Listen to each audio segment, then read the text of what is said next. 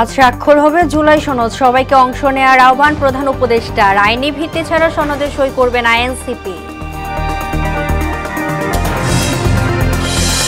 17 ঘন্টা পর নিয়ন্ত্রণে চট্টগ্রামে ইপিজেড কারখানার আগুন, ধসে পড়েছে ভবনের ছাদ।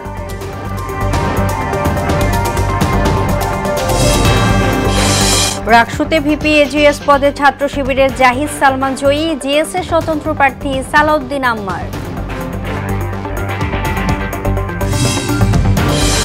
এবং লাগামহীন বাড়ছে কৃষি উপকরণের দাম, মধ্যস্থভোগী দৌরাত্মে ন্যায্য মূল্য বঞ্চিত কৃষক, কৃষিকে ঢেলে সাজানো পরামর্শ বিশেষজ্ঞদের।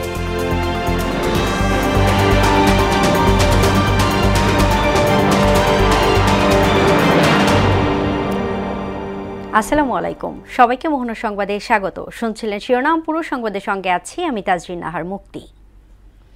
আজ স্বাক্ষর হবে জুলাই জাতীয় সনদ। অনুষ্ঠানে সবাইকে অংশ নেওয়ার আহ্বান জানিয়েছে প্রধান উপদেষ্টা ডক্টর মোহাম্মদ ইউনূস। বৃহস্পতিবার প্রধান উপদেষ্টা প্রেস উইং থেকে এই তথ্য জানানো হয়েছে। প্রধান উপদেষ্টা এক বার্তায় জানান, জুলাই সনদ প্রত্যেক বাংলাদেশির জন্য। আপনারা যেখানেই থাকুন না কেন এই ঐতিহাসিক মুহূর্তের অংশ হন। আজ বিকেলে জাতীয় সংসদ ভবনের দক্ষিণ প্লাজায় জুলাই সনদ স্বাক্ষর অনুষ্ঠানে আয়োজন করা হয়েছে। এতে উপস্থিত থাকবেন প্রধান উপদেষ্টা অধ্যাপক মোহাম্মদ ইউনূস। এদিকে উৎসব মুখর পরিবেশের সব দল জুলাই সনদে স্বাক্ষর করবে বলে আশা জানিয়েছে জাতীয় ঐকমত্য কমিশনের সহসভাপতি আলী রিয়াজ। আজ স্বাক্ষর না করলেও পরবর্তীতে রাজনৈতিক দলগুলোর স্বাক্ষরের সুযোগ পাবেন বলে জানান তিনি। জুলাই সনদ উপস্থাপকের পূর্ব প্রস্তুতি নিয়ে আয়োজিত সংবাদ সম্মেলনে এই কথা জানান আলী রিয়াজ। জাতীয় সনদ কেবল এক বছরের প্রচেষ্টার ফসল নয়, দীর্ঘদিন ধরে বাংলাদেশের মানুষের যে গণতন্ত্রের আকাঙ্ক্ষা, রাষ্ট্র সংস্কারের প্রচেষ্টা, যা বারবার হোঁচট খেয়েছে, কিন্তু তারপর সকলে মিলে নাগরিকরা যে লড়াই সংগ্রাম করেছেন, যে স্বপ্ন দেখেছেন, যে আশা এবং প্রত্যাশার কথা ব্যক্ত করেছেন, সেটাকেই আমরা আংশিকভাবে হলেও ধারণ করার চেষ্টা করেছি এই জাতীয় সনদে। আইনি ভিত্তি ছাড়া জুলাই সনদ স্বাক্ষর অনুষ্ঠানে অংশীদার হবে না এনসিপি। বৃহস্পতিবার সকালে দলটির কার্যালয়ে আয়োজিত ব্রিফিংয়ে এমন ঘোষণা দেন আহ্বায়ক নাহিদ ইসলাম। বলেন, জুলাই সনদ বাস্তবায়ন আদেশ স্বাক্ষরের আগে প্রকাশ করতে হবে। ঐক্যমত্য না হওয়া 84টি বিষয় গণভোটের আওতায় আনার দাবিও জানান নাহিদ ইসলাম।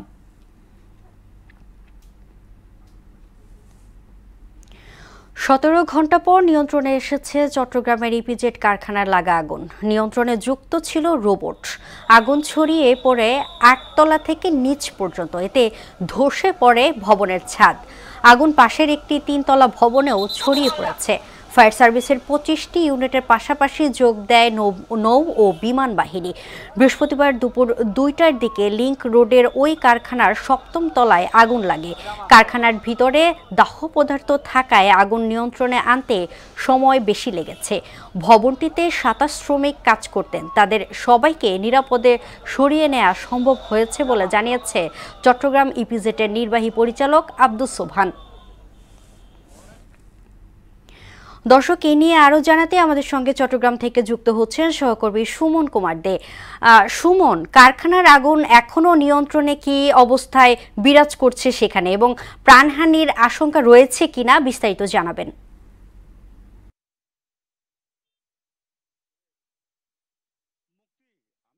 রয়েছি গতকাল দুপুর 2টার পরে যে ভয়াবহ আগুন, সেই আগুনের লেলিহান শিখার। আমি সেই ভবনটির পাশেই রয়েছি। যদি আপনাকে একটু দেখাই, পুরো বিল্ডিংটা একদম কোনো ফ্লোর বাকি নেই। এই মুহূর্তে ভবনটি ঝুঁকিপূর্ণ, অর্থাৎ ফায়ার সার্ভিস বলছেন আগুন নিয়ন্ত্রণে এসেছে, তবে আগুন নিয়ন্ত্রণে আসলেও পুরোপুরি এই নিয়ন্ত্রণে আসেনি। ভবনটি যে কোনো মুহূর্তে ধসে পড়তে পারে। আগুন লাগার পর খবর পেয়ে ফায়ার সার্ভিসের একে একে 25টি ইউনিট এসে কিন্তু তারা আগুন নিয়ন্ত্রণের চেষ্টা করে। 18 ঘন্টা অর্থাৎ 17-18 ঘন্টা পর আগুন নিয়ন্ত্রণে এসেছে। তো ফায়ার সার্ভিস বলছে এই মুহূর্তে ঝুঁকিপূর্ণ ভবনটি। তো এখানে আমরা দেখেছি বাংলাদেশ সেনাবাহিনী, নৌবাহিনী, বিমান বাহিনী, কোস্টগার্ড, পুলিশ আপ্রাণ চেষ্টা করে আগুন নিয়ন্ত্রণে এনেছেন, তবে আগুন নিয়ন্ত্রণে এনেছে, কোনো প্রাণহানির ঘটনা ঘটেনি। ফায়ার সার্ভিস আমাদেরকে নিশ্চিত করে বলেছে তাদের যেই এই ফায়ার সার্ভিসের আত্মজনিক যেই রোবট রয়েছে সেই রোবট পর্যন্ত এখানে ব্যবহার করা হয়েছে। তারা অনেক চেষ্টার পর আগুন নিয়ন্ত্রণে এসেছে, তবে এখনো কাউকে এখানে ঢুকতে দিচ্ছেন না, কারণ ভবনটি যে কোনো মুহূর্তে ধসে পড়তে পারে। ইতিমধ্যে কিন্তু উপরের তালার ছাদ ধসে পড়েছে। তো চট্টগ্রামের ইপিজেড থেকে এই ছিল এখন পর্যন্ত আমার কাছে সর্বশেষ মুক্তি। ধন্যবাদ। রাজশাহী বিশ্ববিদ্যালয় কেন্দ্রীয় ছাত্র সংসদ রাকসু নির্বাচনে ভিপি পদে বিজয়ী হয়েছেন ইসলামী ছাত্র শিবির সমর্থিত প্যানেল সম্মিলিত শিক্ষার্থী জোটের প্রার্থী মোস্তাকুর রহমান জাহিদ। জিএস পদে জয়লাভ করেছেন স্বতন্ত্র প্রার্থী সালাউদ্দিন আম্মার। এজিএস পদে বিজয়ী হয়েছেন সম্মিলিত শিক্ষার্থী জোটের প্রার্থী এস এম সালমান সাব্বির।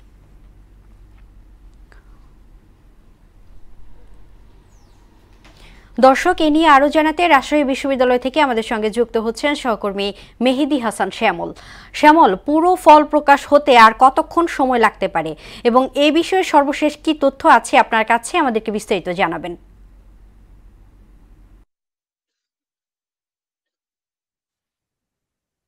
মুক্তি, আসলে পুরো 24 ঘন্টা পর যে 3.5 যুগের প্রত্যাশিত ফলাফল, এই ফলাফল কিন্তু আমরা এখন হাতে পেয়েছি। সেই ফলাফলটা নিশ্চয়ই আপনাকে আমরা জানাবো। রাজশাহী বিশ্ববিদ্যালয়ের রাকসু নির্বাচনে ছাত্রদের প্রতিনিধিত্বকারী রাকসু হল সংসদ এবং সিনেটের যে পুরো ফলাফল, সে ফলাফল কিন্তু আমাদের হাতে, মহনার হাতে পৌঁছেছে এবং সেটা আমরা নিশ্চয়ই বিস্তারিত জানাবো। তার আগে একটু বলে রাখি যে গতকাল সকাল 9টা থেকে শুরু হওয়া বিরতিহীন ভাবে যে রাকসু নির্বাচনের ভোট, সেটা বিকেল 4টা পর্যন্ত চলে এবং রাত 9টার পর থেকে আসলে আনুষ্ঠানিক ভাবে যে ফলাফল ঘোষণার যে বিষয়টি, সেটা কিন্তু নির্বাচন কমিশন সুন্দরভাবে কাজ শেষ করেছেন, সম্পন্ন করেছেন এবং ঠিক আজকে সকাল 9টার সময় কিন্তু আসলে আনুষ্ঠানিক ফলাফল ঘোষণা করেছেন। তো এই পুরো ভোটের যে চিত্র, সেই ভোটের চিত্র আমি আপনাকে বলতে পারি যে নির্বাচন কমিশন আমাদেরকে জানিয়েছে যে 69.40% যে ভোট, সেই 40% ভোট আসলে কাস্ট হয়েছে। আমি যারা যেই নির্বাচনে যারা ফলাফল পেয়েছেন, কাঙ্ক্ষিত ফলাফল পেয়েছেন, তারা হচ্ছে সম্মিলিত শিক্ষার্থী জোটের মোস্তাকুর রহমান জাহিদ, অর্থাৎ শিবির প্যানেলের।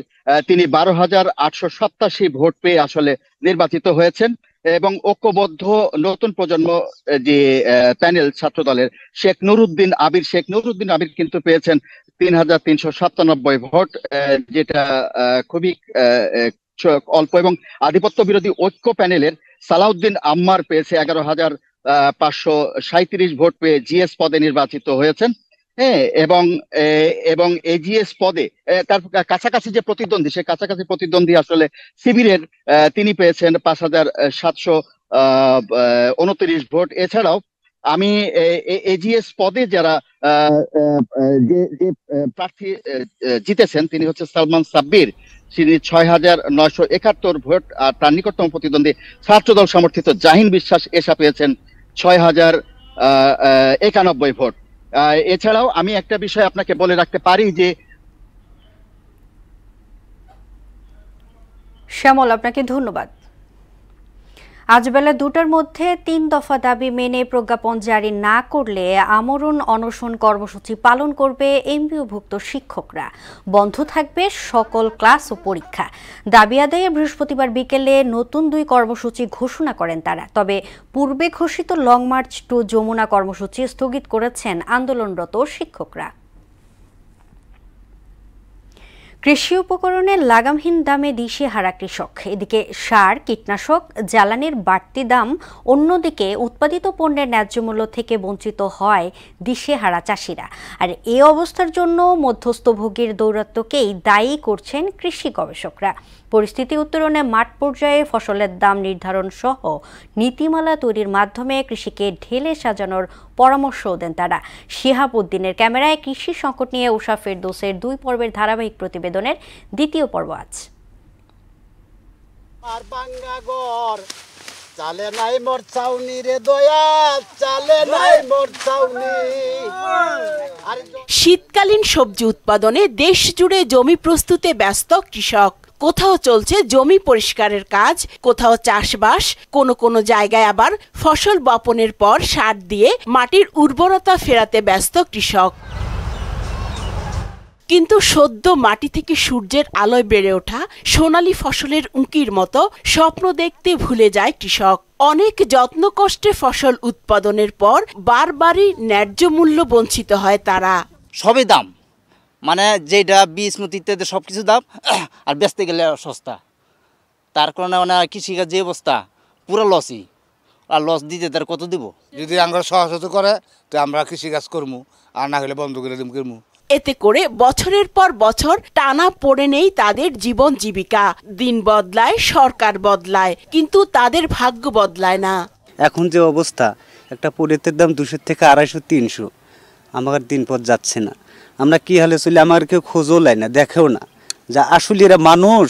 যারা খেত খোলা করতেছে তারা মনে করেন লাভবানের ভিতর হইতে পারে না, সবই লস প্রজেক্ট। দেশের মোট শ্রমশক্তির 45% বা 3,20,00,000 মানুষ কৃষি খাতে নিয়োজিত।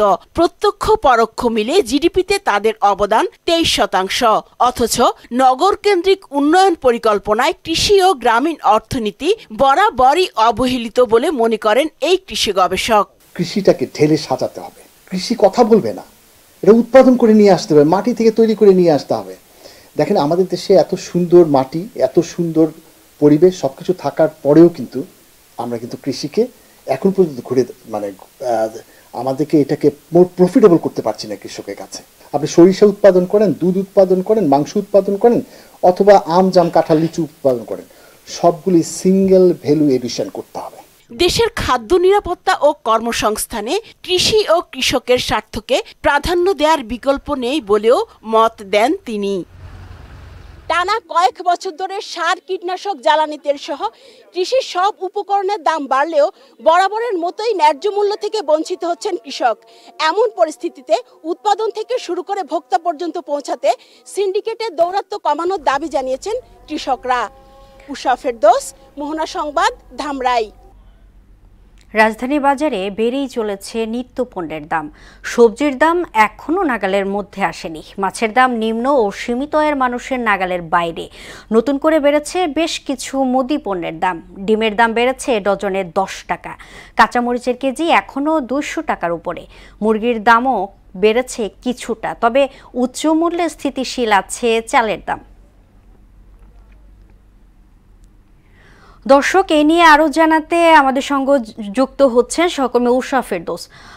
উষা, রাজধানীর বাজারে নিত্য পণ্যের দাম কতটা বাড়লো এই সপ্তাহে এবং ভোক্তাদের প্রতিক্রিয়া কেমন দেখছেন জানাবেন।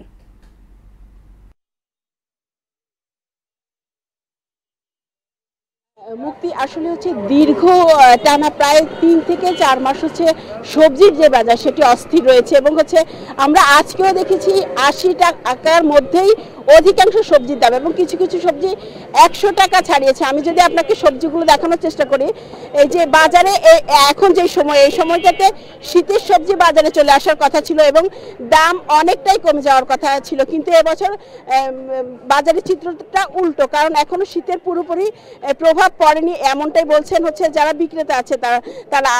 কারণ হচ্ছে সবগুলো সবজি আপনার হচ্ছে বরবটি, করলা থেকে শুরু করে পটল সবকিছুই 80 টাকার মধ্যে বিক্রি হচ্ছে। আবার কিছু কিছু সবজি 100 টাকা ছাড়িয়ে গেছে, যেমন হচ্ছে বেগুন, টমেটো, এগুলি হচ্ছে 100 টাকা ছাড়িয়েছে দাম, 120-40 এর মধ্যেই বিক্রি হচ্ছে। তো এ নিয়ে আসলে ভোক্তাদের অনেক ক্ষোভ আকাঙ্ক্ষা রয়েছে, কারণ তারা বলছেন যে কৃষক যারা উৎপাদন করছে তারা ন্যায্য মূল্য পাচ্ছে না, আবার যখন ভোক্তা পর্যায়ে সেই পণ্যটি বাজারে আসছে তারা হচ্ছে বেশি দামে কিনতে হচ্ছে। এই যে মাঝখানে যে সিন্ডিকেটটা, এটি নিয়ন্ত্রণ করার দাবি ভোক্তার বরাবরই ছিল, কিন্তু আসলে এই সিন্ডিকেটটা এখনো নিয়ন্ত্রণ হচ্ছে না। কেন হচ্ছে না সেটাও হচ্ছে আসলে ভোক্তা জানতে চায়, প্রশ্ন করে, কিন্তু এর কোনো সমাধান এখন পর্যন্ত পাওয়া যাচ্ছে না। তবে তারা বারবার সরকারকে দাবি জানিয়েছেন যে মধ্যস্বত্বভোগীদের যে দৌরাত্ম্য সেটা যদি কমানো যেত তাহলে হচ্ছে আসলে হয়তোবা ভোক্তারা কিছুটা স্বস্তি পেত। এবং আপনাকে যদি এবার একটু এই যে অন্য যে পণ্যগুলো আছে খাদ্যপণ্য যেমন ডিমের দাম কিন্তু আবারও বেড়েছে। তো এই যে যারা হচ্ছে নিম্ন আয়ের তারা হচ্ছে ডিম এবং ব্রয়লার মুরগিটাই হচ্ছে প্রোটিন হিসেবে বেছে নেয়, কিন্তু এখন যখন ডিমের দামও বেড়েছে সেই ক্ষেত্রে হচ্ছে তারা আসলে অনেকটাই হচ্ছে হতাশ। কারণ হচ্ছে কি যে যারা নিম্ন আর মধ্যম আয়ের আছে, সীমিত আয়ের আছে, তাদের আসলে আয় বাড়ছে না, কিন্তু হচ্ছে বাজারের লাগামহীন দাম এতে দিশেহারা। কারণ হচ্ছে নিত্য পণ্যের যেই দাম এটি হচ্ছে তারা জীবন জীবিকা নির্ভর করতে হিমশিম খাচ্ছে। তো সরকারের কাছে তাদের যে দাবি যে হচ্ছে মাঠ পর্যায়ে বাজার পর্যায়ে যেই তদারকি সেটি আসলে জোরদার করলে হয়তো বা এই সমস্যার সমাধান হতে পারে। মুক্তি এই ছিল বাজার থেকে আমার কাছে সর্বশেষ। ধন্যবাদ উষা আপনাকে। এবারই প্রথমবারের মতো জাতীয়ভাবে পালিত হচ্ছে লালন তিরোধান দিবস। আজ লালনের ধাম ছেউরিয়ায় বসছে উপমহাদেশের সবচেয়ে বড় সাধুর হাট। কুষ্টিয়া জেলার প্রশাসক আবু হাসনাত মোহাম্মদ আরিফিন বলেন, ১৩৫ বছরেও লালন অনেক প্রাসঙ্গিক, বিশ্বজুড়েই বাড়ছে লালনের আবেদন। কুষ্টিয়ার কুমারখালী থেকে পার্থ সারথীর ছবিতে মনিরুল ইসলামের বিশেষ প্রতিবেদন।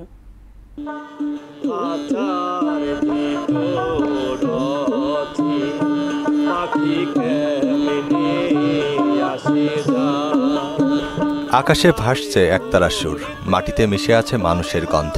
কুষ্টিয়ার কুমারখালীর ছেউরিয়া আজ যেন ভক্তির মহাসমুদ্র। এবারই প্রথম জাতীয়ভাবে পালিত হচ্ছে ফকির লালন সাইজির ১৩৫তম তিরোধান দিবস। আজ থেকে শুরু হয়ে ৩ দিন ব্যাপী চলবে এই আধ্যাত্মিক উৎসব। দেশের নানান প্রান্ত থেকে এসেছেন সাধু, বাউল, লালন ভক্তরা। কারো হাতে একতারা, কারো গলায় দোতারার ঝংকার। কেউ গাইছেন ভক্তি প্রণতিক, কেউ খুঁজছেন মানসরূপী সাইজিকে। একটা নির্জীবী নির্ভীক, এরা কারোর কিছুর মধ্যে থাকে না, এই সাইজির মধ্যেই থাকে। ১২৯৭ বঙ্গাব্দের ১ কার্তিক এই দিনেই মহাপ্রয়াণ ঘটেছিল ফকির লালন শাহের। কিন্তু মৃত্যু নয়, তিনি এই ধরাধামে বেঁচে আছেন তার দর্শন, গান আর বাণীর ভেতর। এক ধারণার মানুষ আছে তারা প্রেম ভক্তিতে মাতুয়ারা, যারা মানুষকে মানব ধর্ম করে, তারা মানুষকে ভক্তি করে। সাধকদের বিশ্বাস লালন কোনো ধর্মের নয়, কোনো বর্ণের নয়, তিনি ছিলেন মানব ধর্মের মূর্ত প্রতীক। সে এমন কিছু দিয়ে গেছে যাতে মানব জীবনটাকে ধন্য রাখা যায়, চিরন্তন নিজেকে সুস্থ রাখা যায়। লালন সাই বলেছেন, এই একটি পংক্তিই যেন তার সমগ্র দর্শনের দর্পণ। তিনি ভাঙতে চেয়েছেন বিভেদের শৃঙ্খল, মিলিয়ে দিয়েছেন মানুষে মানুষ। তার গানের প্রতিটি শব্দেই লুকিয়ে আছে প্রেম, সাম্য আর আত্ম অন্বেষণের ডাক। লালনের কাছে সাধনার অর্থই ছিল নিজেকে চেনা, নিজের ভেতরের মানুষটিকে খুঁজে পাওয়া। তার যে সঙ্গীত সেটি পরিবেশন হবে, এটা সব জেলাতেই অনুষ্ঠিত হবে। এটা আমাদের জন্য অত্যন্ত গর্বের বিষয়, অত্যন্ত তাৎপর্যপূর্ণ আমাদের জন্য। আজও সেই সুর ছুঁয়ে যায় সময়ের দেয়াল। কুমারখালীর মাটিতে ছেউরিয়ার বাতাসে জেগে থাকে সেই অনন্ত প্রশ্ন, মিলন হবে কতদিনে আমার মনের মানুষের সনে।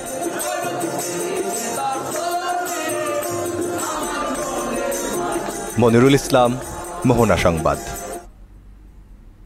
এবার সারা দেশে অনুষ্ঠিত সভা সমাবেশ নিয়ে প্রতিনিধিদের তথ্যচিত্রে দেখুন ডেস্ক রিপোর্ট। গাজীপুরের রাজেন্দ্রপুর সেনানিবাসে বাংলাদেশ সেনাবাহিনীর অর্ডিন্যান্স কোরের রিক্রুট ব্যাচ ২০২৫-এর সমাপনী কুচকাওয়াজ ও শপথ গ্রহণ প্যারেড অনুষ্ঠিত হয়েছে। চট্টগ্রামের মিরসরায়ে ইসলামী আন্দোলন বাংলাদেশের মনোনীত প্রার্থী ফেরদৌস আহমদ চৌধুরী সাংবাদিকদের সাথে মতবিনিময় করেছেন।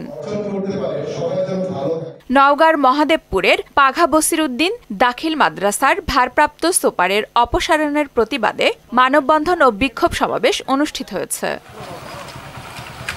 ফরিদপুর বিভাগ দ্রুত বাস্তবায়নের দাবিতে সর্বস্তরের মানুষের ব্যানারে গণসমাবেশ ও পদযাত্রা অনুষ্ঠিত হয়েছে। ঝিনাইদহে ৫,৫০০ কৃষকের মাঝে বিনামূল্যে বীজ ও সার বিতরণ করা হয়েছে।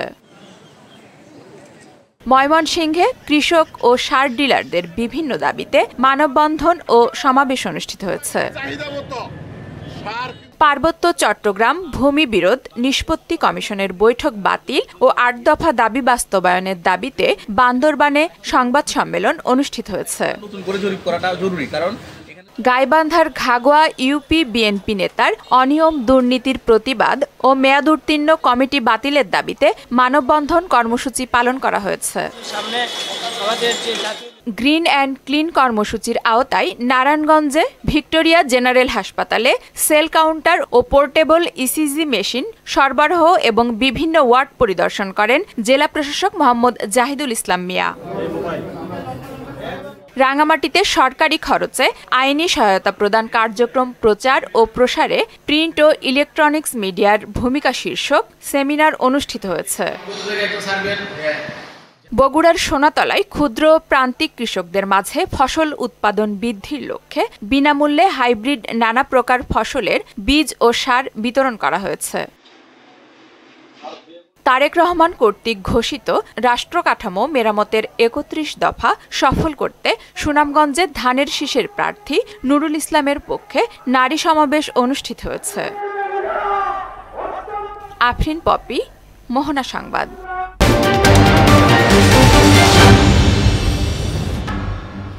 দর্শক, প্রথমে আমার হাতে আছে প্রথম আলো। প্রথম আলো শিরোনাম করেছে এনসিপিকে রাজি করাতে সরকারের নানা চেষ্টা, জুলাই জাতীয় সনদ সইয়াজ, সব দলের থাকা নিয়ে অনিশ্চয়তা, ফল বিপর্যয়, শহরে পাস বেশি। দৈনিক ইত্তেফাক শিরোনাম করেছে জুলাই আন্দোলনে কোনো মাস্টারমাইন্ড ছিল না, ট্রাইব্যুনালে আসিফ মাহমুদ। এইচএসসিতে ২০ বছরের মধ্যে সর্বনিম্ন পাস, জুলাই সনদ স্বাক্ষরাজ, কাটেনি শঙ্কা ও মত ভিন্নতা। সমকাল শিরোনাম করেছে সনদ স্বাক্ষরের মঞ্চ প্রস্তুত, আড়ালে সমঝোতার চেষ্টা, মূল্যায়ন পদ্ধতি দুর্বল, ভিতে বিপর্যয়। শান্তিপূর্ণ ভোটেও পাল্টাপাল্টি অভিযোগ ছাত্রদল শিবিরের।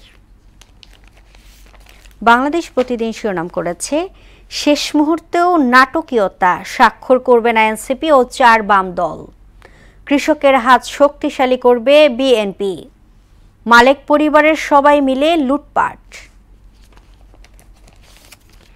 যুগান্তর শিরোনাম করেছে ইংরেজির ধাক্কায় ফল বিপর্যয়, জুলাই সনদ বাস্তবায়ন নিয়ে অনৈক্য, অনিশ্চয়তার পথে রাজনীতি। জুলাই সনদ স্বাক্ষর অনুষ্ঠান আজ। এবং সর্বশেষ দ্য ডেইলি স্টার শিরোনাম করেছে NCP won't sign July charter at this moment, Hasina should be sentenced to death 1400 times, Tajul lowest HSC pass rate in 21 years. এই ছিল সংবাদপত্রের গুরুত্বপূর্ণ শিরোনাম। শেষ করব মোহনা সংবাদ, যাবার আগে শিরোনামগুলো দেখে নিচ্ছি আরও একবার।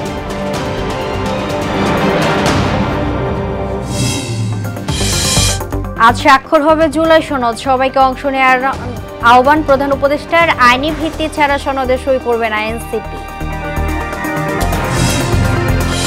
17 ঘন্টা পর নিয়ন্ত্রণে চট্টগ্রাম ইপিজেড কারখানার আগুন, ধসে পড়েছে ভবনের ছাদ।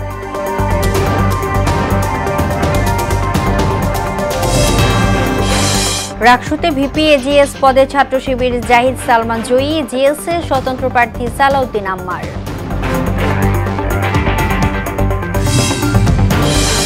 এবং লাগামহীন বাড়ছে কৃষি উপকরণের দাম, মধ্যস্থভোগীর দৌড়াতে ন্যায্য মূল্য বঞ্চিত কৃষক, কৃষিকে ঢেলে সাজানো পরামর্শ কৃষকদের।